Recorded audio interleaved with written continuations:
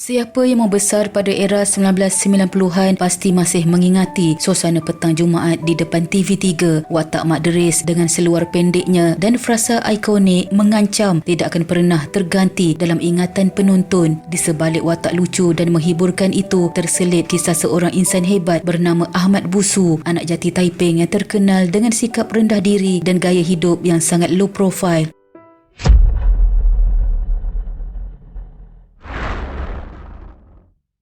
Ahmad Busu dilahirkan pada 14 November 1952. Dia merupakan seorang pelakon dan pelawak Malaysia yang popular pada era 1990-an. Popularitinya mencapai kemuncak ketika dia muncul serentak dalam 3 buah sitcom terkenal iaitu Pimai Pimai Tang Tu, 2+1 dan Cam Ni Cam Tu. Walaupun memulakan kerjaya seni melalui pementasan teater pada tahun 1978, jiwa komedinya tetap utuh dan melekat sehingga ke hari ini. Dia pernah mencuba untuk berlakon dalam watak serius, tetapi lama kelamaan peranan yang dibawanya tetap lebih cenderung ke arah komedi. Pada awalnya, Ahmad Busu masih bekerja di Lembaga Pelabuhan Kelang dan menjadikan lakonan pentas sebagai minat serta kerjaya sambilan. Namun tuah berpihak kepadanya apabila pementasan teater komedi di Kampung Seriwangi pada tahun 1983 menarik perhatian stesen TV3. Teater tersebut diadaptasi menjadi sitcom televisyen berjudul Pimai Pimai Tang Tu pada tahun 1985.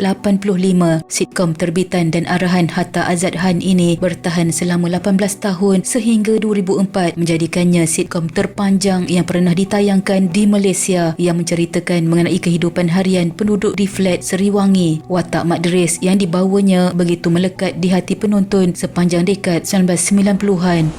Kepopularan Ahmad Busu dalam bidang komedi tidak terhenti di situ. Dia pernah 5 kali dicalonkan dalam anugerah bintang popular berita harian ABPBH untuk kategori artis komedi lelaki popular iaitu pada tahun 1993, 1994, 1995, 1996, 97 dan 1998, 99. Gandingannya bersama pelawak muda pada era itu dianggap sebagai salah satu duo pelawak yang paling serasi dan menghiburkan penonton. Selain lakonan, Ahmad Busu juga terlibat dalam rakaman lagu-lagu komedi. Antaranya ialah lagu kisah seorang bujang yang menampilkan rakan pelawaknya Sabri Yunus. Dalam budaya pop Malaysia, Ahmad Busu mempopularkan frasa mengancam yang cukup terkenal pada era 1990-an dan masih digunakan sehingga kini untuk menggambarkan kecantikan dan keseksian wanita. Frasa ini sering diulang dalam sitcom Pimai Pimai Tang Tu. Dia juga dikenali melalui tagline "Salam, this is my card" dalam siri komedi 2+1. Selepas era 1990-an, Ahmad Busu beralih daripada lakonan sitcom di kaca televisyen ke layar perak dan drama, menyesuaikan diri dengan perubahan usianya. Pada tahun 1993, dia dan Sabri Yunus merakamkan album istimewa sempena perayaan Aidilfitri dan sambutan Tahun Baru Cina. Album yang menampilkan 10 lagu baru termasuk lagu popular kisah seorang bujang yang terus menjadi kegemaran ramai. Namun di usia senja, Ahmad Busu menghadapi pelbagai masalah kesihatan termasuk diabetes yang menyebabkan berat badannya menjadi susut. Akibat penyakit yang dialaminya, sedikit sebanyak telah menjejaskan perjalanan kerjayanya sebagai pelakon dan pelawak sepenuh masa, membuatkan dia lebih selesa menghabiskan kebanyakan masa di rumah bersama keluarga di Taman Seri Andalas, Kelang. Ahmad Busu sempat menunaikan hasratnya untuk bertemu sanak saudara dan rakan-rakan rapatnya di Perak sebelum meninggal dunia pada malam Ahad 10 November 2013 di usia 60 tahun, meninggalkan seorang balu dan 4 orang anak. Berita kematiannya tersebar di Twitter dan pelakon Sofia Jane antara yang mengucapkan takziah atas pemergian pelakon komedi ini. Anak kedua Allahyarham Muhammad Afiq Ahmad Busu mendedahkan bahawa seminggu sebelum pemergian, ayahnya ada meminta untuk dibawa ke Perak bagi bertemu keluarga terdekat yang masih tinggal di negeri tersebut.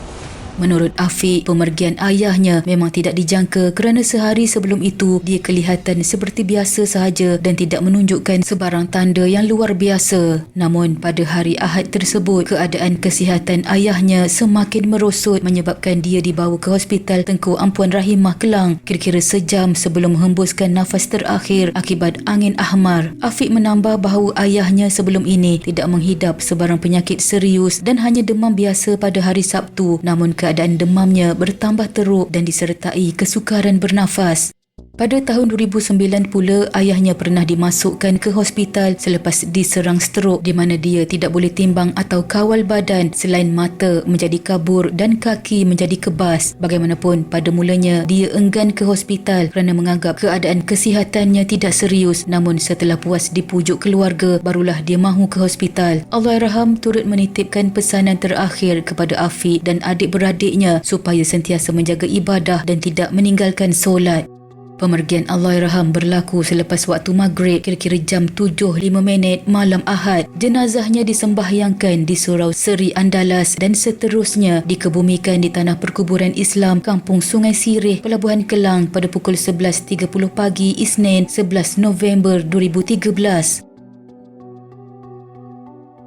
Pada saat pemergiannya, Allahyarham meninggalkan seorang isteri, Seri Muhammad berusia 54 tahun serta 4 orang anak iaitu Nur Hamizah berusia 24 tahun, Muhammad Afiq berusia 23 tahun, Muhammad Luqman berusia 16 tahun dan Nur Hanis berusia 5 tahun. Allahyarham dikatakan sering membaca Al-Quran walaupun dalam keadaan tidak bermaya akibat penyakit diabetes yang dihidapinya. Dia menganggap ibadah yang dilakukan pada waktu sakit umpama seorang pelajar ITM yang menunggu ajalnya, di mana kesakitan itu sebenarnya membuatkan dia lebih tekun beribadah. ITM yang dimaksudkan oleh Allahyarham adalah ibadat tunggu mati. Isterinya menyatakan bahawa walaupun Allahyarham sering sakit sejak akhir-akhir itu, kesakitan tersebut membuatkan dia lebih banyak beribadah seolah-olah dia sudah sedar ajalnya semakin hampir. Selain itu, Allahyarham amat ingin bertemu kawan-kawan lamanya. Semasa cuti di Pavali sebelum pemergiannya, dia berkesempatan pulang ke kampung di Taiping dan sempat bertemu rakan-rakan sekolahnya, memenuhi hasrat yang selalu diungkapkan. Pemergian Ahmad Busu turut diratapi oleh rakan-rakan artis yang hadir menziarahi jenazahnya, antaranya Muda, penyanyi Nash, Bob Luqman, Datuk Jamali Syadat, Datuk DJ Dave dan Datuk Baharudin Omar. Bagi Muda, kenangan lebih 2 dekad bersama Ahmad Busu tetap kekal diingatan, malah hubungan mereka sangat rapat sehingga dianggap seperti abang sendiri. Pesanan arwah tentang menjaga tingkah laku selari dengan usia juga terus akan dipegang. Pemergian Allahyarham meninggalkan satu kehilangan besar dalam kalangan keluarga, rakan-rakan dan peminatnya, namun kisah hidup dan pengabdiannya dalam dunia seni serta kesungguhan dalam beribadah tetap dikenang sebagai legasi yang membekas. Dengan ini, sama-sama kita hadiah Al-Fatihah kepada Allahyarham Ahmad Busu. Semoga rohnya dicucuri rahmat dan dimasukkan ke dalam golongan hamba-Nya yang beriman. Sekian.